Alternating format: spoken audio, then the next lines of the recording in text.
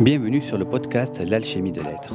Je suis Alexandre Canal, thérapeute holistique et géobiologue, et je te partage ici ma vision de la conscience, teintée de notions d'énergétique, de néo-chamanisme et de perception extrasensorielle. Si tu chemines vers ta guérison intérieure, vers l'exploration de la conscience, que tu te questionnes sur les mémoires de l'âme ou le sens de l'incarnation, alors ce podcast est pour toi. La vision holistique renvoie à une notion de globalité de l'être. Mais pour moi, c'est aussi être conscient que nous faisons partie d'un tout et que l'extérieur n'est que le reflet de l'intérieur.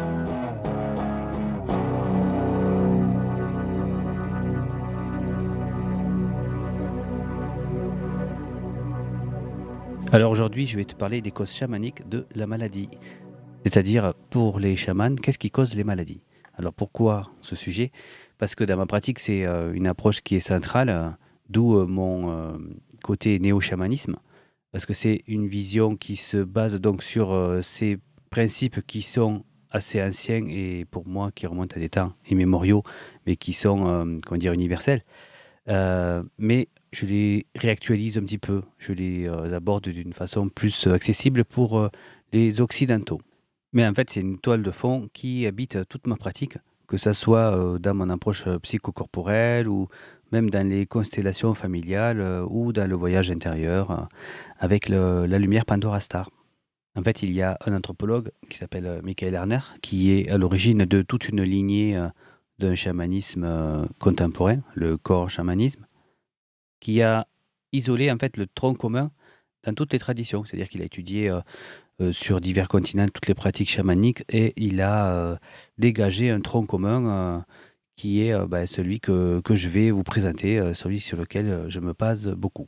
Bien sûr, tout le travail chamanique ou énergétique contient une myriade de subtilités, mais on peut dégager néanmoins trois grandes lignes de travail, trois causes principales de toutes les problématiques ou toute maladie, tout blocage, etc. Alors, la première grande cause, c'est la fragmentation de l'âme. C'est peut-être que tu as déjà entendu parler de recouvrement d'âme. C'est la partie en fait où on doit récupérer les parties blessées du patient qui ont été coupées en fait de sa lumière, coupées de l'âme, de la source de l'être.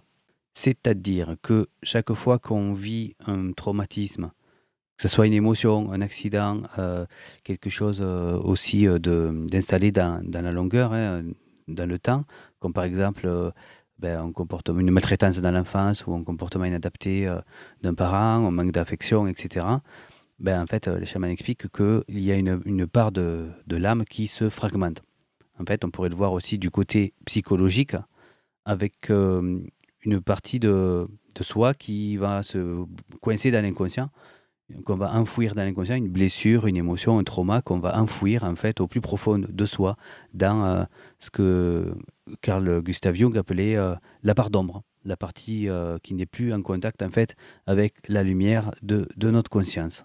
Donc le travail, ça va être de plonger en soi, accompagné du thérapeute ou d'un patient, du chaman, pardon, pour aller récupérer toutes ces parts de soi blessées, toutes ces parties de soi qui sont perdus dans les méandres de l'être, de nos blessures, toutes les parties de soi avec qui on a perdu le contact. Comme par exemple, ce dont on parle souvent, c'est l'enfant intérieur.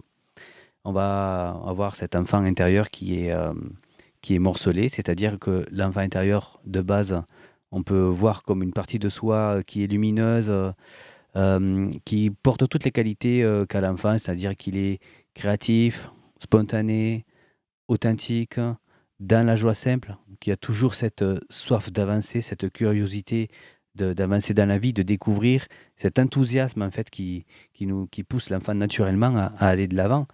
Quand on a perdu tout ça, on a cet enfant de lumière en fait qui est morcelé, c'est-à-dire que ces parties lumineuses sont remplacées, cette partie lumineuse est remplacée par des parties blessées, c'est un morcellement de l'être intérieur.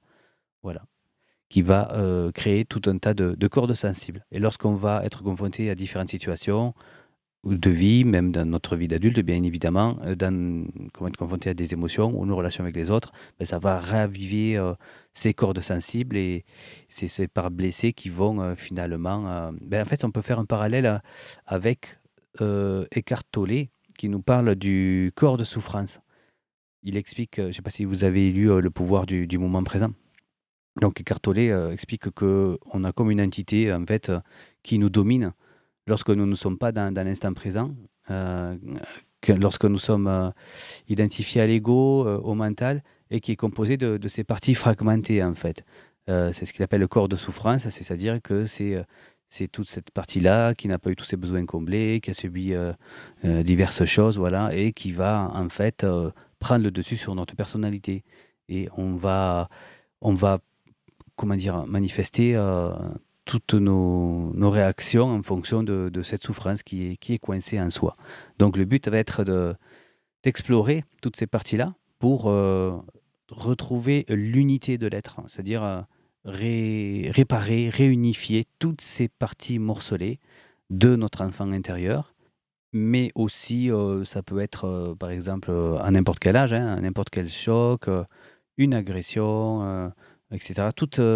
Un accident, toutes les raisons qui font un deuil, par exemple aussi, qui font qu'on a des parties de soi en fait qui vont se décrocher lors d'un deuil qui n'est pas terminé. On peut avoir effectivement une part de notre âme qui va se fragmenter et qui va partir avec le défunt de l'autre côté, en quelque sorte pour garder un contact, pour garder un lien. Bon, mais ça, bien sûr, c'est catastrophique. C'est comme ça qu'on voit des personnes, quelquefois, qui, depuis qu'ils ont perdu leurs proches, en fait, ne s'autorisent pas à vivre et sont entre deux mondes, littéralement. Pour les chamans, c'est comme ça, quoi. C'est vraiment être entre deux mondes.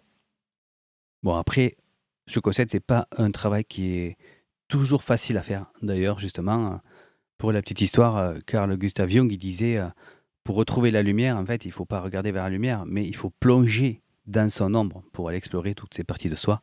Et il rajoutait, mais ce travail est désagréable, donc il est impopulaire.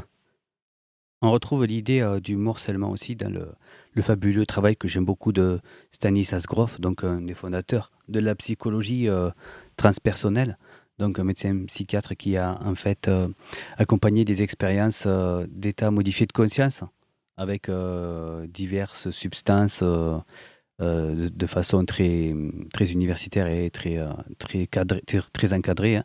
Mais après, donc, il a développé la respiration holotropique, qui est un genre d'hyperventilation qui provoque des états modifiés de conscience. Mais du coup, l'avantage, c'est que c'est sans produit ou sans substance. Donc lui aussi, il parle de ce morcellement, c'est-à-dire que pour lui, les problématiques, en fait, ce sont des systèmes qui ont, sont enracinés dans plusieurs points où donc ces patients pouvaient revivre divers épisodes de leur vie qui étaient tous reliés et ils s'apercevaient que ben, en fait, la guérison survenait lorsqu'on avait défait tous les points. En fait, voilà, il y avait une décharge émotionnelle qui se produisait et en fait une espèce de reset voilà, de l'être et on pouvait accéder à vraiment la profondeur de l'être au soi, à la partie la plus lumineuse de soi, quoi, voilà. Et du coup transcender son problème, sa maladie, voilà. Et d'ailleurs, ce qui est intéressant avec son approche, c'est qu'il inclut aussi la réincarnation, parce qu'il s'est aperçu que spontanément, il s'est confronté à ce fait que les gens revivaient des choses qui n'avaient rien à voir avec leur identité actuelle. Donc, il y avait bien des souvenirs qui étaient engrammés quelque part. Donc, il a choisi d'accueillir ça, et il en est même venu à la conclusion qu'au bout d'un moment, si on ne va pas voir de ce côté-là, il nous manque des éléments quoi, pour guérir quelque chose. Et donc moi, dans mon approche aussi, j'inclus cette vision-là, puisque la réincarnation fait partie de ma vision de la conscience. Donc j'irais même jusqu'à rajouter qu'effectivement, je les traite comme une fragmentation de l'âme. C'est-à-dire que quelquefois, on va tomber sur des histoires qui font écho à ce que on traverse dans notre présent, mais le contexte, ça n'a rien à voir, l'époque n'a rien à voir. Euh, Même les origines raciales ou n'ont rien à voir. Voilà, donc c'est quelque chose qui ne peut même pas être des fois rattaché à nos ancêtres, en fait. Donc, pour moi, ce sont des choses qu'on a vécues, que notre âme a vécues, des fragmentations dans d'autres vies, parce que des choses ont été vraiment trop difficiles, qu'il y a eu une grosse charge émotionnelle. Donc la fragmentation était tellement forte que ça a laissé une trace dans le bagage de l'âme. Bon, bien sûr, il y a pour moi toute une raison derrière, hein, c'est-à-dire que c'est pas une fatalité, mais c'est plus, on va dire, un genre d'apprentissage, c'est des compréhensions pour moi qu'on doit intégrer. Bon, j'en parlerai plus en détail dans des podcasts dédiés à tout ce vaste sujet de la réincarnation et de l'âme. Mais voilà, pour moi aussi, ça fait partie des fragmentations qu'on peut retrouver et qui vont interférer dans notre vie actuelle, bien sûr. Donc voilà, pour moi, cette fragmentation de l'être, elle concerne tout le monde. Tout ce qui est dépression, etc., bien sûr, on est en plein dans le sujet. Bon, voilà pour cette première cause. Ensuite, on a tout ce qui est... donc la deuxième cause, c'est tout ce qui est intrusion d'énergie étrangère. Ce que les chamans vont appeler les extractions, hein, faire des extractions de mauvais esprits, d'énergie négative, d'entités, de mauvais sorts. Dans la tradition, voilà, l'esprit des maladies, d'esprit, tout ça, ce sont des énergies qui vont corrompre et s'introduire dans le système énergétique et vital de tout un chacun.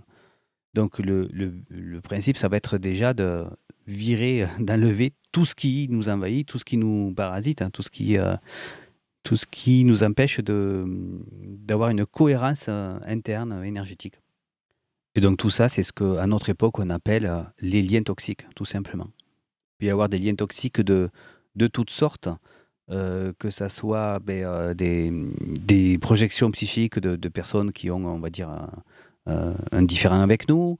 Ça va être l'impression psychique toxique de parents qui cherchent un petit peu, ben voilà, à nous pomper notre énergie parce que eux aussi, ils auront comme par exemple une mère qui a vécu un abandon et qui va étouffer son enfant.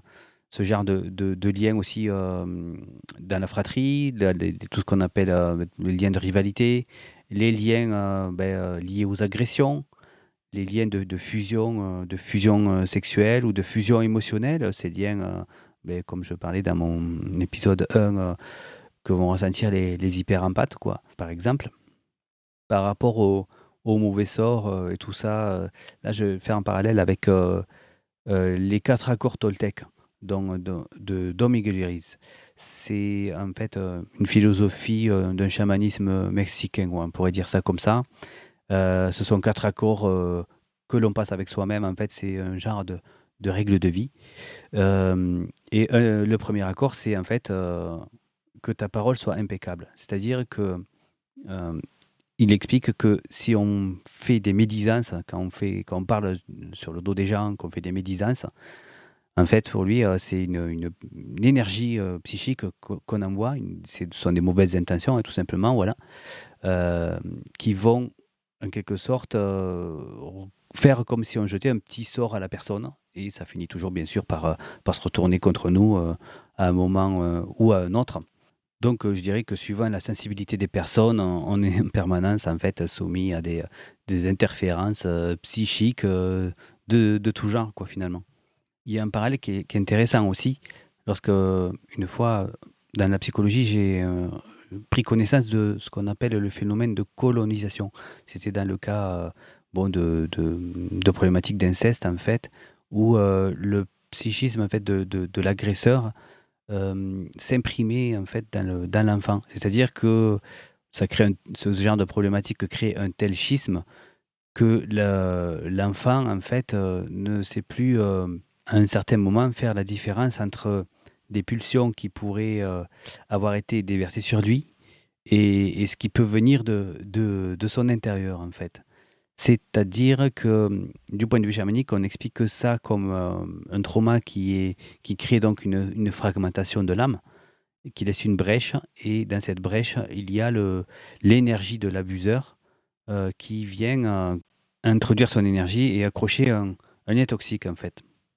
Et par exemple, quand je viens à travailler sur des problématiques similaires dans les ateliers de constellation familiale, quand on va vraiment au bout des choses, on s'aperçoit finalement, souvent, que la personne qui a commis l'abus le bourreau était en fait à un moment donné lui aussi une victime. On retombe souvent sur une mémoire de petit enfant où le parent était abusé, voilà et c'est pas qu'une supposition, j'ai aussi des gens qui ont pu vérifier, effectivement que c'était la vérité.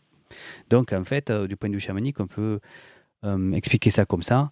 L'impression, psychique de l'abus du premier abuseur s'est transmis, même des fois sur plusieurs générations, et en fait, ces pulsions qui l'ont poussé à commettre cet acte-là, en quelque part, en fait, peut-être qu'elle ne lui appartenait pas au départ, sûrement même. C'est une déviation en fait de l'énergie, sexuelle qui était mal placée et qui a dévié en fait, le la morale et la maîtrise de la personne et qui l'a poussé à reproduire ces actes-là.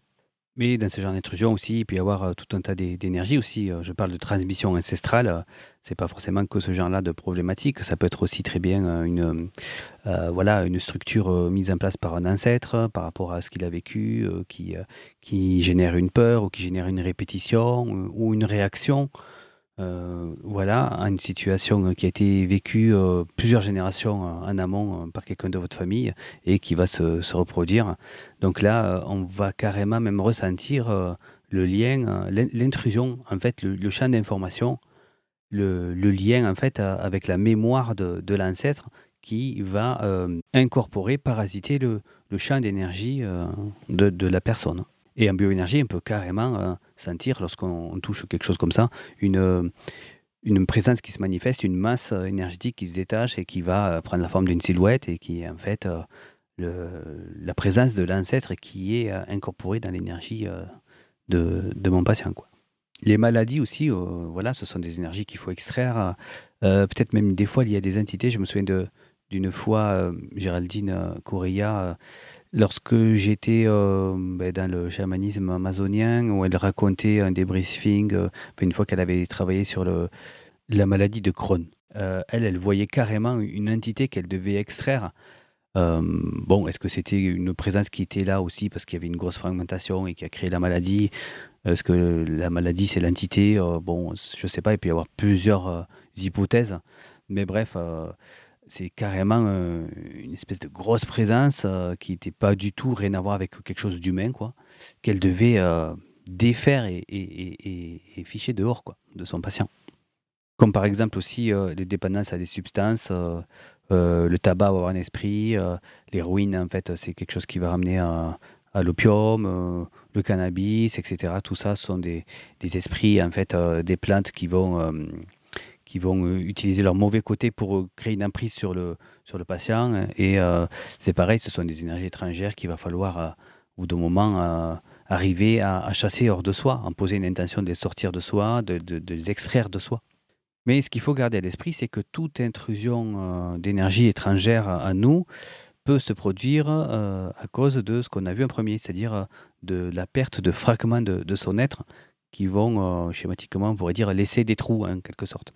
Donc, bien sûr que les 2 sont liés, il va falloir, à la fois, chasser l'énergie, puis après s'atteler à récupérer, le fragment qui est, derrière, en fait, de la blessure qui est der qui est au fond pour arriver à boucher le trou. Sinon, en fait, ça reviendra d'une façon ou d'une autre. Et pour la troisième grande cause, des maladies, dans le chamanisme, on va retrouver, la perte de pouvoir. La perte de son pouvoir, en fait, ça fait référence, au pouvoir, personnel dans le sens, la force vitale et la connexion à nos propres ressources intérieures, quoi. C'est-à-dire aussi la connexion avec, le soi, avec, la part divine de l'être, avec notre lumière intérieure, ce qu'on peut appeler aussi, la reliance, la connexion aux parts supérieures de l'être, voilà tout ça. Donc, les chamans parlent de perte des esprits alliés, ou de l'animal de pouvoir, comme si en fait, on n'arrivait plus à entrer en contact avec, ce qu'on appelle, l'esprit qui nous garde, qui nous protège, l'animal de totem, ou autre, hein, ou aussi, nos guides spirituels, voilà, hein, tout ça. C'est la perte de notre connexion spirituelle, quoi, de notre force spirituelle. Petite parenthèse, parce que pour moi, ce qu'on appelle, l'animal de pouvoir ou l'animal, totem, je vois ça, en fait, comme, une émanation de notre propre, source. On peut voir ça comme des forces, archétypales qui sont des émanations des parties supérieures de l'être. Et selon les différentes cultures, on pourrait voir ça comme un mix en fait entre les forces de la nature présentes autour de ces peuples et la dimension sacrée de l'être. Ce qui me permet de dire ça, c'est une expérience que j'ai vécue, une expérience visionnaire. Alors, pas du tout avec les plantes et tout ça, c'est une expérience plus récente qui a été provoquée par, on va dire, par des vibrations énergétiques. Et dans cette expérience-là, j'ai vu tous mes animaux de pouvoir que j'avais contactés auparavant se rassembler dans une seule et même brochette, on va dire, et en fait réintégrer la source de mon être, en fait, revenir dans une espèce d'unité et incorporer à ma lumière, comme si en fait ça me montrait que tout ça c'était qu'une seule et même chose. C'est simplement la forme qui diffère. Mais bon, c'est quand même sympa toujours de se retrouver dans la peau d'un aigle et de se sentir voler librement. Voilà, c'est quelque chose qui est très sympa quand même. Et dans l'approche bioénergétique moderne à laquelle j'adhère, on va retrouver ça dans ce qu'on appelle les chakras extracorporels. Ce sont des chakras qui sont au-dessus de la tête, on va dire à peu près dans les 2 mètres au-dessus de la tête, et qui vont nous connecter à différentes strates de notre spiritualité. Alors ça va commencer déjà de notre accès au futur, c'est-à-dire maîtriser le futur par le fait de pouvoir générer et voir des synchronicités, hein, des hasards qui n'en sont pas, qui vont nous mettre sur les bons chemins. Après, c'est connecter les guidances, l'intuition, voilà, la réception d'informations, et puis encore plus haut, bien sûr, l'amour inconditionnel, l'unité, le grand tout, la connexion au lien d'âme aussi. On va retrouver aussi les connexions avec les autres règnes, connexions chamaniques. Bon, voilà, tout un tas de capacités, quoi. Et lorsqu'on retrouve tous nos fragments, tout qu'on a fait des recouvrements d'âme et qu'on a chasser les intrusions d'énergie étrangère, virer tout ce qui n'est pas nous.